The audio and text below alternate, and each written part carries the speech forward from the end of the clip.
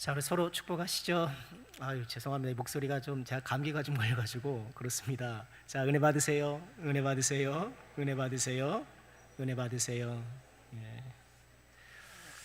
날은 뜨끈뜨끈한데 목사가 감기나 걸리고 죄송합니다. 예. 감기 조심하세요. 코로나 유행이라면서요 또. 저는 코로나는 아닌 것 같아요. 걱정 마시고 모처럼 폭염 가운데 또 강건하시길 바랍니다. 이번 한 주만 참으면 되지 않을까요? 그래도 아침 저녁에는 제법 좀 한꺼풀 꺾인 것 같으니까 조금만 더 인내면 되겠습니다. 사도행전 12장을 함께 묵상하고 있는데요. 사도행전 12장 마무리 부분이죠. 예수님이 탄생하셨을 때 유아 살해를 명령했던 그 헤롯 대왕이라고 보통 얘기를 하는데요. 그 헤롯의 손자인 헤롯 아그리빠가 죽는 장면이 오늘 우리가 읽은 본문의 내용이에요. 자, 그의 죽음을 통해 오늘 본문 말씀을 통해 우리에게 주시는 교훈을 함께 묵상하고 싶은데요.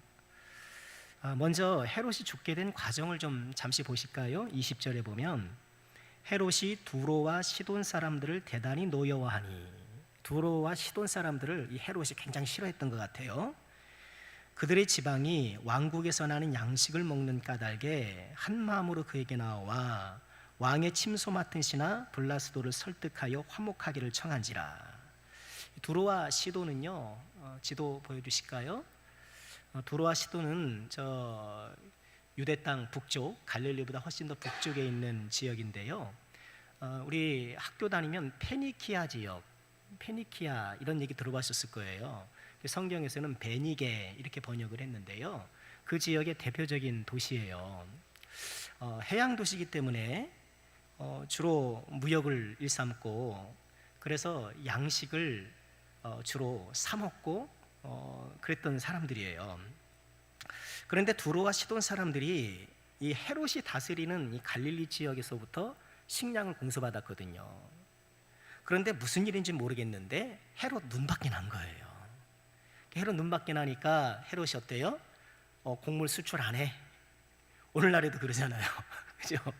나라 간에 무역 분쟁이 뭐가 발생하면 이제 우리가 수출 안 해 또는 수입 안 해 이러면서 서로 견제하잖아요. 두로와 시돈이 무슨 이유인지 모르겠는데 이처럼 헤롯 눈밖에 났던 거예요. 그러니 큰일이죠. 양식을 수입해야 본인들이 먹고 사는데.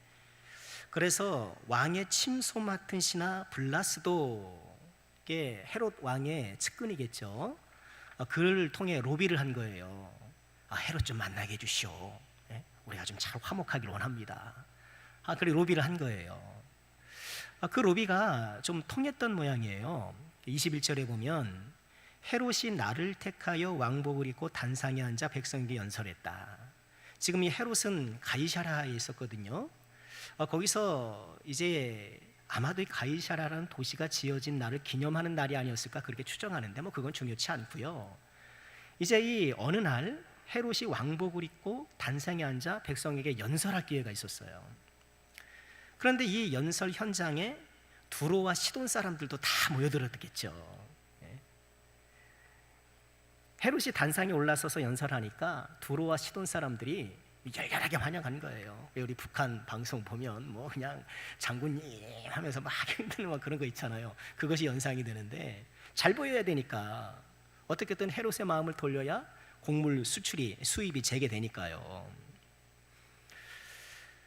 그런데 이런 헤롯이 오늘 말씀처럼 연설하는 이 장면은 성경에만 나오는 것이 아니고 유대 역사가 요세푸스의 기록에도 나와요.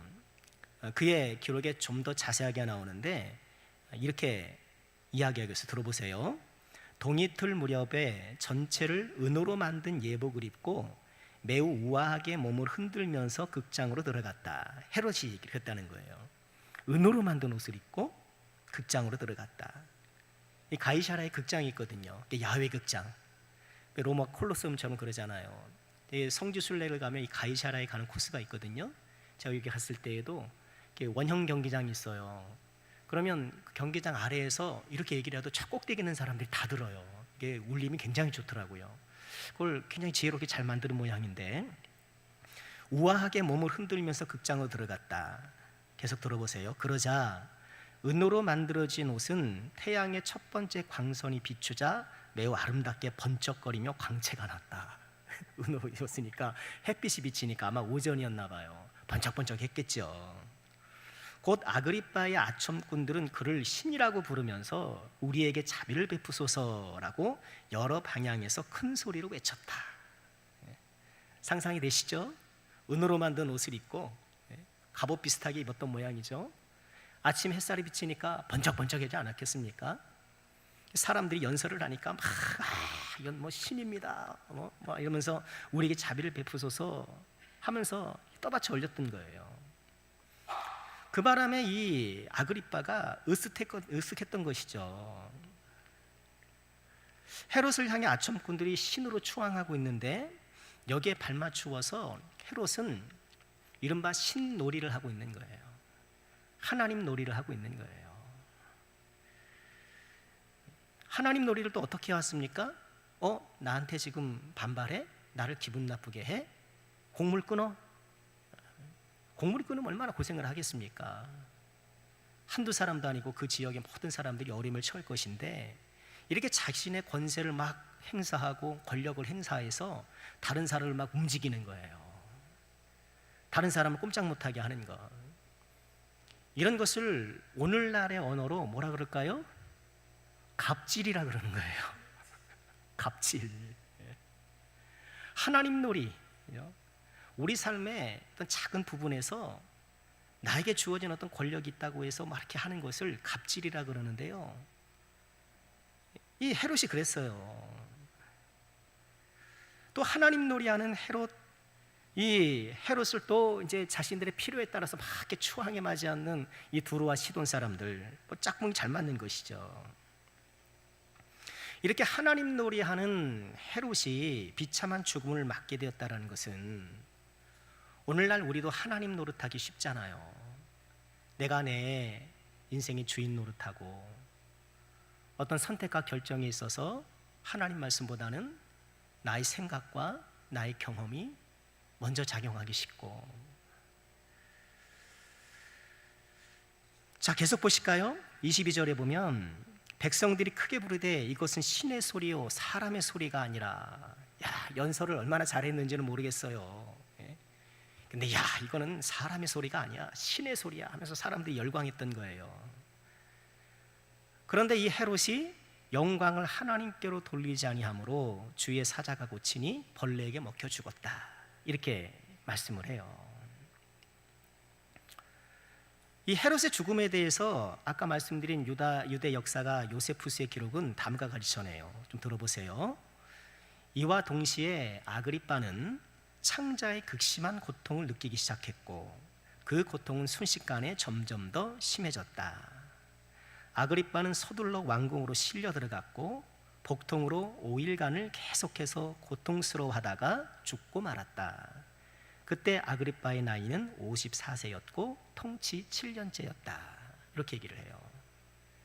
아그리빠라는 인물이 오늘 사도행전에서 이렇게 갑자기 급사하게 된 것은 성경에서 이렇게 지어낸 얘기가 아니고 당시 실제 역사가들이 기록할 만큼 굉장히 충격적인 역사적 사실이었다는 거예요. 오늘 말씀도 그렇고요. 헤롯의 사망의 의학적 원인을 따지자면 벌레가 먹었다, 이렇게 표현되고 있잖아요. 그래서 이 벌레를 먹었다는 게 도대체 무슨 병일까? 여러 가설들이 있어요. 복막염이었을 것이다, 또는 비소 중독이었을 것이다, 급성 장 폐색증이었을 것이다. 말이 굉장히 어렵죠. 포충 낭포 파열이었을 것이다. 이런 것들이 궁금하면 가까이 계신 의사 선생님께 물어보세요. 아마 이런 여러 가지 가설들이 있긴 한데요. 하지만 성경은 영광을 하나님께 돌리지 않았다라고 말하면서 헤롯 죽음의 원인을 영적인 원인, 신앙적인 원인으로 돌리고 있어요. 그리고 사실 벌레가 먹어 죽었다라는 이것도 의학적인 표현이라기보다도 신적 저주를 받았다라는 것의 또 다른 표현일 수가 있거든요. 재밌는 것은 이 사도행전을 기록한 사람이 누구죠?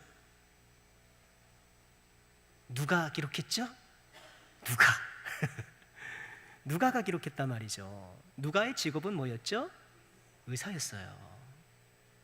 헤롯이 갑자기 죽었는데 그의 죽음에 대해서 의사인 누가가 의학적 원인보다는 신앙적인 영적인 원인을 더 많이 강조한다는 것을 우리가 눈여겨볼 필요가 있어요.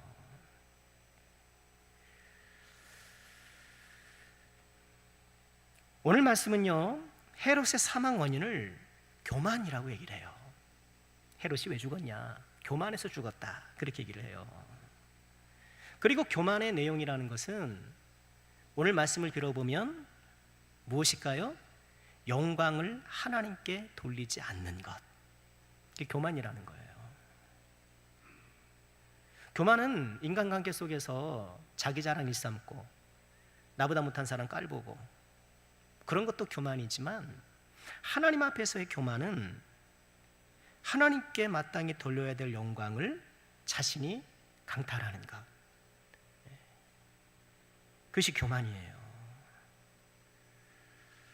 또한 이 헤롯의 죽음은요, 교만이 얼마나 위험한가를 우리에게 보여줘요.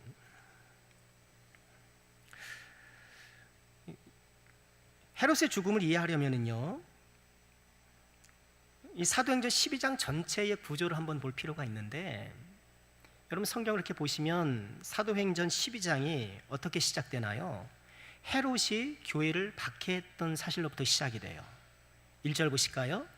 그때 헤롯 왕이 손을 들어 교회 중에서 몇 사람을 해하려 하여 요한의 형제 야고보를 칼로 죽이니 유대인들이 이 일을 기뻐하는 것을 보고 베드로도 잡으려 할새 때는 무교절 기간이다.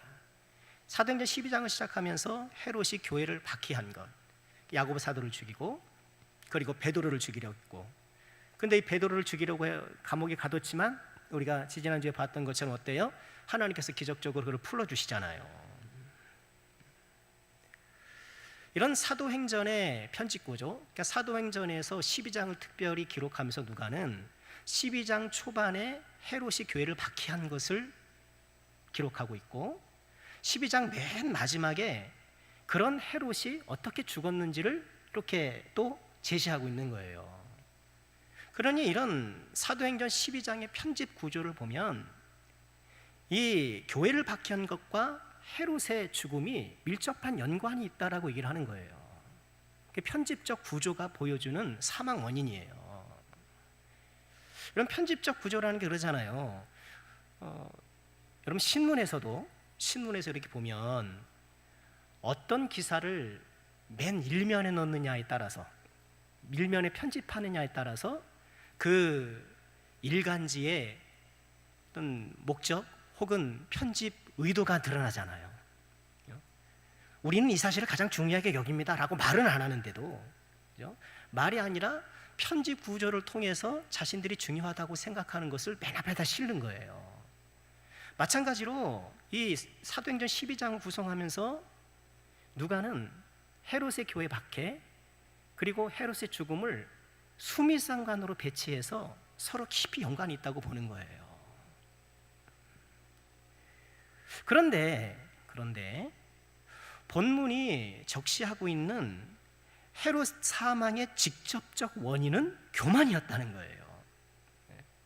교회를 박해해서 그가 이런 비참한 죽음을 당했는 것도 사실이지만, 그러나 비참한 죽음을 맞게 된 직접적인 원인, 그것이 뭐래요? 교만이었다라고 말하는 거예요. 그래서 교만이 무서운 거예요. 교만은 패망의 선봉인 거예요.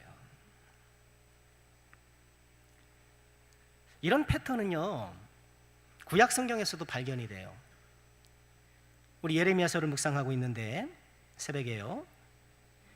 이제 바벨론의 멸망, 오전에도 그쪽 부분을 인용했었습니다만, 바벨론의 멸망을 예고하는 장면에서도 예레미야 50장 28절에는 하나님께서 이렇게 말씀을 하셔요. 바벨론 땅에서 도피한 자의 소리여, 시온에서 우리 하나님 여호와의 보복하시는 것, 그의 성전에 보복하시는 것을 선포하는 소리로다. 바벨론 멸망의 원인을 28절은 성전의 보복이라는 거예요. 그러니까 바벨론이 유다에 들어와서 그죠? 막 때려 부수잖아요. 성벽을 허물고 성전을 불태우고 이러면서 성을 불태우고 하면서 성전을 허물었던 그 만행에 대한 보복이다 이렇게 말씀을 하셔요.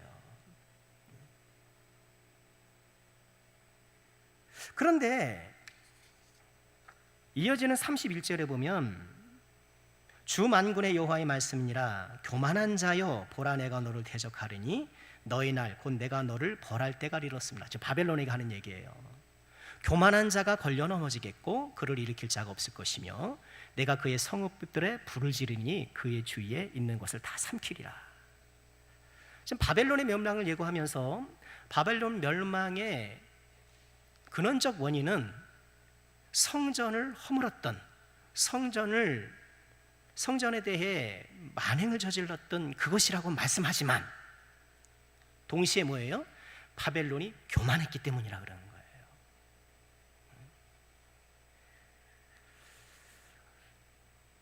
바벨론이 하나님의 성소 예루살렘을 불태워서 멸망하게 되었지만 그 멸망의 원인은 교만이었고, 헤롯이 교회를 박해해서 멸망하게 되었지만 멸망의 직접적 원인 역시도 교만이었고, 하나님 놀이하면서 하나님께 영광을 돌리지 않는 이 교만은 패망의 선보인 것이 분명해요. 우리는 항상 겸손하기를 힘써야 합니다. 겸손하기를 힘써야 돼요. 하나님께 영광을 돌려야 한다라고 성경을 말씀하면서 그 영광 앞에 보통 붙는 수식어가 뭔가요? 하나님께 영광을 올려드리되 어떻게 해요? 모든 영광 하나님께 돌려드린다. 모든 영광 하나님께 돌려드린다. 이 세상을 살아가면서 우리가 거두는 크고 작은 열매들, 또 성취들, 자아실현한 것들, 이 모든 것들이 하나님의 은혜요, 하나님의 선물이라고 우리는 고백해야 하는 거예요. 신명기 8장 17절에서 하나님께서 이런 말씀을 하셨어요. 이스라엘 백성들이 가나안 땅에 들어가면, 그래서 이 광야 40년이 지나서 그들이 땅을 일구어서 이제 먹고 살만하면 요렇게 얘기할 거다라고 하나님께서 탁 집어 얘기하셨어요. 그러나 내가 마음에 이르기를 내 능력과 내 손의 힘으로 내가 이 재물을 얻었다 말할 것이다. 참 하나님께서는 참 잘하셔요. 너희들 가나안 땅에 딱 들어가서 농사짓고 요 재물 얻으면 꼭 요렇게 얘기할 거야. 하나님 딱 얘기하셨는데 예상 적중이죠. 예상 적중이에요. 이어지는 18절에 이렇게 말씀하셔요. 내 하나님 여호와를 기억하라. 그가 내게 재물 얻을 능력을 주셨습니다. 이같이 하시면 내 조상들에게 맹세하신 언약을 오늘과 같이 이루려 하심이라. 하나님께서 그 재물 얻을 수 있는 능력 주신 것이고, 그렇게 너에게 그 능력을 주신 이유는 내가 맹세한 언약 때문이야, 은혜 때문이야, 이렇게 말씀을 하시는 거예요. 우린 이 사실을 잊지 말아야 돼요. 교만이 우리를 넘어뜨리는 돌뿌리가 된다는 걸 기억하고, 우린 모든 영광 하나님께 올려드리고, 인간관계 속에서도 항상 겸손하고 낮은 자세로 살아가기를 더욱더 힘써야겠습니다. 여러분, 그렇죠. 하나님의 은혜죠. 지금 8월 셋째 주까지 우리가 2024년 달려왔잖아요. 지금까지 온 거 다 하나님의 은혜 아니겠습니까? 다 하나님의 은혜예요. 자, 그러면서 오늘 말씀은 24절에 이렇게 결론을 내려요. 같이 읽어볼까요? 시작. 하나님의 말씀은 흥왕하여 더하더라. 흥왕하여 더하더라. 헤롯이 자신의 세속 권력을 동원해서 교회를 박해하고 온갖 만행을 일삼고, 그렇지만 그렇게 교회를 죽이려 하고 말씀을 박멸하라고 했지만 오히려 하나님의 말씀은 흥왕하더라. 교만한 헤롯은 죽고 하나님의 말씀은 오히려 살아 역사하더라. 헤롯은 죽고 말씀은 살아 역사하시는, 여러분, 이것이 무엇보다 우리 심령과 인생 가운데 좀 나타나야 되는 것이 아닐까요? 여전히 내 마음속에 자꾸 도사리고 시시각각 고개를 쳐드는 이 헤롯적 교만, 그 헤롯의 교만을 우리가 잠재우고 우리 마음과 우리 인생 가운데에 하나님의 말씀이 더 흥황하여지고 헤롯은 죽고 말씀은 흥황해지는 이 놀라운 역사, 우리가 소망해야 될 것이 아닐 수 없어요. 여러분, 하나님의 말씀은 1.1획도 변함이 없죠. 하나님 말씀은 다 이루어지는 말씀이에요. 그래서 우리가 말씀을 붙잡고 살아가는 것 아닙니까? 자꾸의 세상에서 교회는 작아 보이고, 이 말씀도 어때요? 말씀도 작아 보이잖아요. 이거 막 산다고 생각하겠어. 예? 오전에도 원수를 사랑하자. 아이고 참 뭐 세상이 그래서 되겠냐는 생각 들지 않습니까? 그죠? 인간적으로 생각하면 그렇게 살아서 되겠습니까? 오른밤 맞아서 왼밤 돌려대고 그렇게 어떻게 살아갑니까? 인간적으로는 그렇게 생각할 수 있지만, 그러나 우리는 어때요? 하나님 말씀이 진리이고 하나님 말씀이 생명이기 때문에 우리가 그것을 붙잡고 살아가는 거예요. 이 세상에서 교회는 작아 보이고 하나님의 말씀은 그 능력이 미미해 보이지만 그렇지 않아요. 결국 헤롯은 이 세상 권력은 다 사라질 것이고 이 세상의 문화도 그렇고 이 세상의 찬란한 모든 것들은 다 지나갈 것들이에요.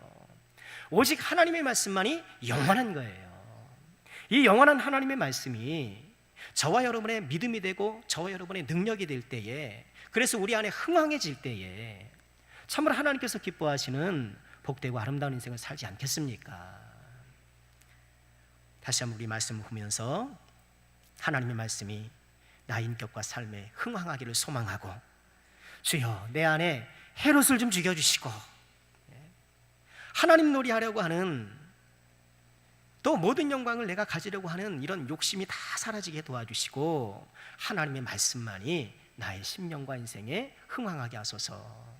우리가 함께 기도해야 될 제목이 아닐 수 없습니다. 자, 이번 한 주간도 주 안에서 강건하시고 승리하시기를 주의 이름으로 축원합니다. 기도하겠습니다. 은혜로우신 아버지 하나님, 감사합니다.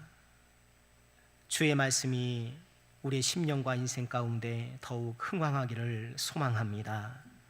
주여, 말씀을 의심하고 말씀에 거부 반응을 일으키고 말씀을 미약한 것으로 취급하는 약한 세대에 하나님의 말씀만을 온전히 붙잡고 살아가는 우리 모두가 되게 하여 주옵소서. 주여, 연약합니다. 부족합니다. 이 세상을 말씀으로 살아내는 것이 쉽지 않음을 고백드리오나, 그러나 능력이 많으신 하나님께서 함께 하실 때, 지혜가 많으신 하나님이 함께 하실 때 넉넉히 감당할 줄 아오니 이번 한 주간도 주의 말씀 안에 살아가는 우리 모두가 되게 하여 주옵소서. 예수님의 이름으로 기도하옵나이다. 아멘.